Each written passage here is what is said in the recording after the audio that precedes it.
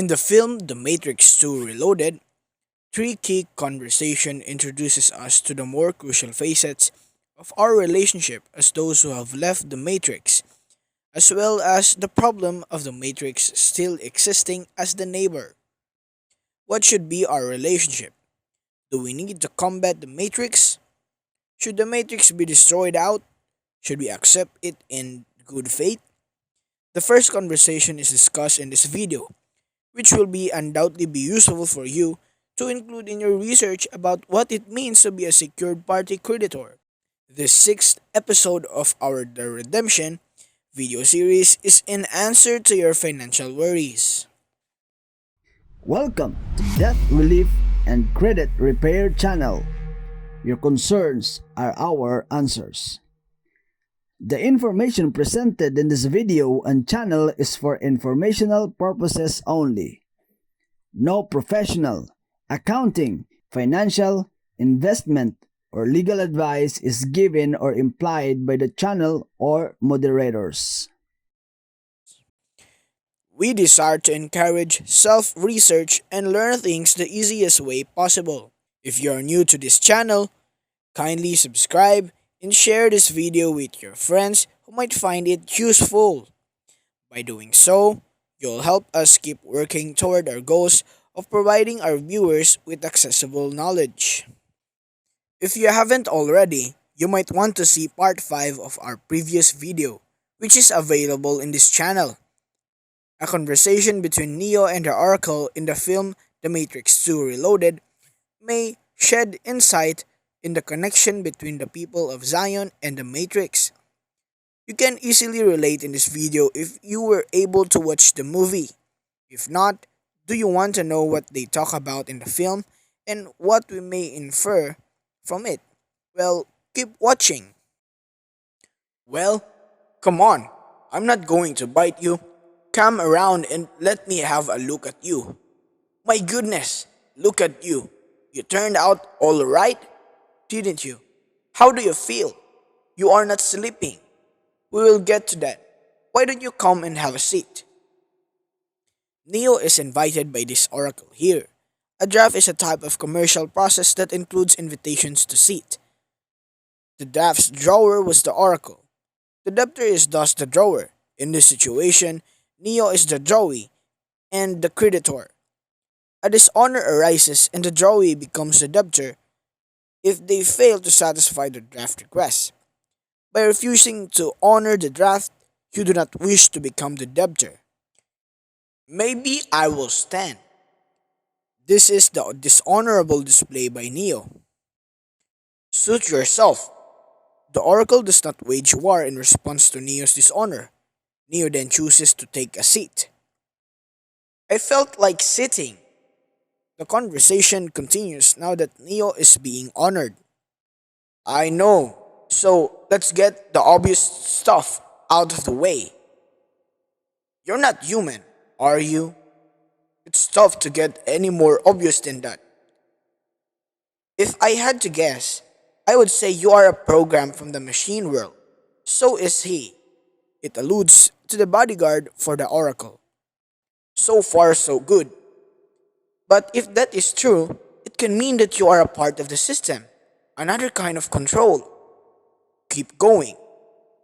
I suppose the most obvious question is, how can I trust you? Bingo! It is a riddle. No doubt about it. The bad news is, there is no way that you can really know if I am here to help you or not. So it is really up to you. Just have to make up your own damn mind to either accept what I'm going to tell you or reject it. Isn't this the main problem with the current generation of people in Zion and their interaction with the Matrix? The problem is that if they work for the government, how can we believe that a judge, a police officer, a lawyer, a prosecutor, or someone of a similar caliber will uphold the law? The oracle now pulls a piece of candy out of her purse. Candy? Do you already know if I am going to take it? I wouldn't be much of an oracle if I didn't. But If you already know, how can I make the choice? Because you didn't come here to make the choice. You already made it. You are here to try to understand why you made the choice. I thought you would have figured that out by now. Witty, take note of the transition in the problem from what question to why questions. Why are you here? Same reason. I love candy. The oracle cracked a joke.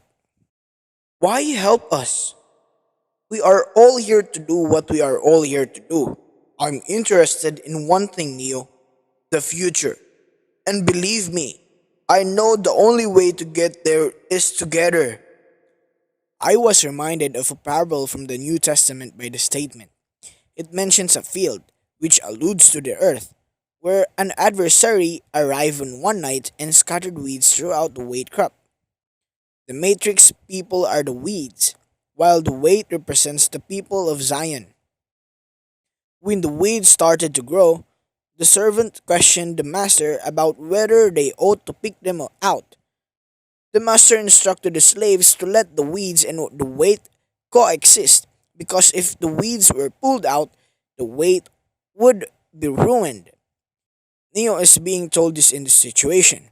For a while, the people of Zion and the Matrix must coexist lest the respective wars lead to the annihilation of both groups. Are there programs like you? Well, not like me. But look, see those birds? At some point, a program was written to govern them. A program was written to watch over the trees, the wind, sunrise, and sunset. There are programs running all over the place, once doing their job, doing what they were meant to do. They are invisible. You'd never even know they were here. But the other ones, well, you hear about them all the time. I've never heard of them. Of course you have. Every time you hear someone say, I've seen a ghost or an angel. Every story you have never heard about the vampires, werewolves, or aliens is a system assimilating some program that is doing something that they are not supposed to be doing. Programs hacking programs? Why? Here's another why question. They have their reasons. But usually a program chooses exile when it faces deletion. Why would a program be deleted? Maybe it breaks down. Maybe a better program is created to replace it. It happens all the time.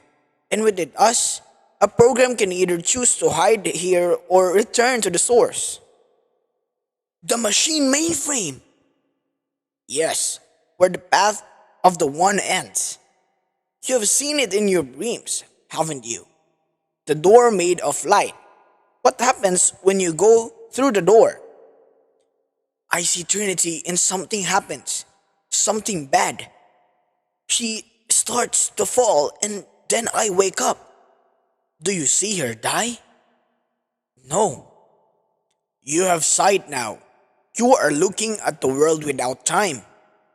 Time can be bought and sold. Time doesn't matter when isn't any business. Time was not a consideration in any business agreements or terms that needed to be put into effect. Additionally, time didn't exist in the Garden of Eden. Then why can't I see what happens? We cannot see the past, the choices we do not understand.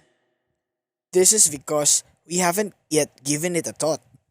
Are you saying that I have to choose whether Trinity lives or dies? No, you have already made a choice. Now you have to understand it. No, I can't do that. I won't. This is a war or a dishonor that makes it difficult to maintain control. You will have to. Why? Because you are the one. You must accept responsibility as the creditor. What if I can't? What happens if I fail? Then Zion will fall. Our time is up. Listen to me, Neo. You can save Zion if you reach the source. But to do that, you will need the key maker? Yes, he disappeared some time ago. We do not know what happened to him. Now, he is being held prisoner by a very dangerous program, one of the oldest of us. He is called the Merovingian.